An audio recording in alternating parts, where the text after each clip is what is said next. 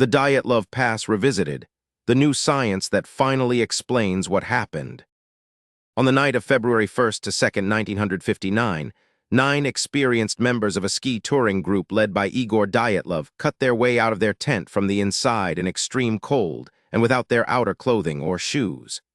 Their bodies were found over the following weeks at distances of up to 1.5 kilometers from the tent. The cause of their departure from the tent and the cause of death of some of them remained officially unexplained. A Soviet investigation attributed their deaths to a compelling natural force of unknown origin. That phrase has puzzled researchers ever since. The injuries were the most mysterious aspect of the case. 3 of the hikers had severe internal injuries, fractured skulls and crushed ribs, without significant external wounds. This pattern of internal trauma without external bruising or cuts is highly unusual. The first examiner who reviewed the bodies noted it was consistent with the force of a car crash, massive blunt force trauma delivered across a wide area.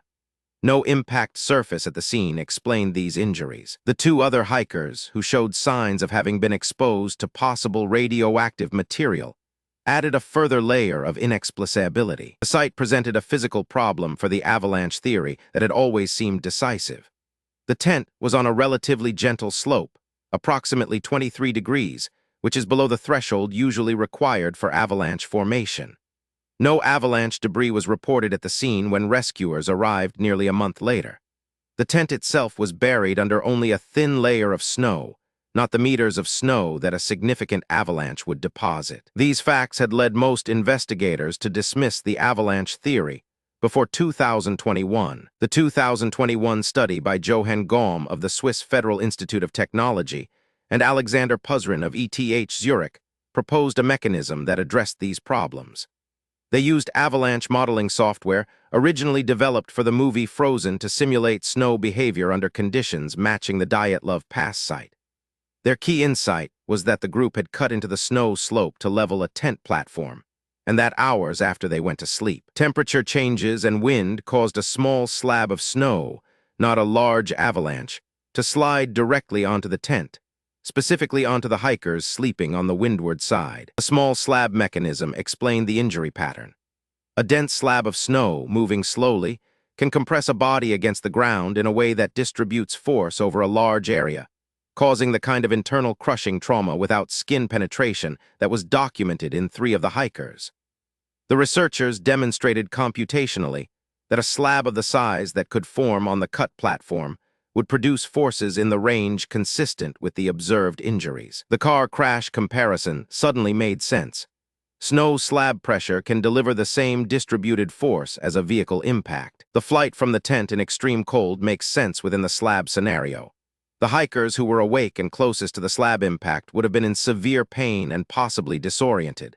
They cut out of the tent because the tent was partially crushed and could not be opened normally. They had no time to dress. The evacuation was immediate. They tried to reach the tree line for shelter. Those who were most severely injured died from their injuries combined with the cold. Those who survived longer attempted to build fires and shelters, but ultimately succumbed to hypothermia. The absence of avalanche debris is explained by the small slab size. A slab large enough to injure the hikers, but not large enough to cover the tent deeply or leave obvious debris after settling. The month's delay before rescuers arrived allowed wind and weather to redistribute the snow. The 2 hikers with possible radioactive material are explained by a lantern or camping equipment that had been painted with radium-containing luminescent paint, a common practice for compasses and instruments in the 1950 Soviet Union, which could explain the elevated but not dangerous readings. 9 experienced hikers died on a mountain in the Soviet Urals on February 1, 1959. For 60 years, the explanation defied consensus.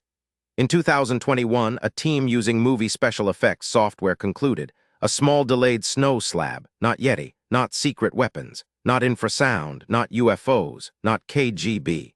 A small delayed snow slab landing on sleeping people, followed by a panicked cold weather evacuation that killed them all. The mystery was not supernatural. It was a rare but physically explicable convergence of cut slope geometry, delayed temperature change, and a moment of catastrophic bad luck. That is what killed 9 people in the Ural Mountains in 1959.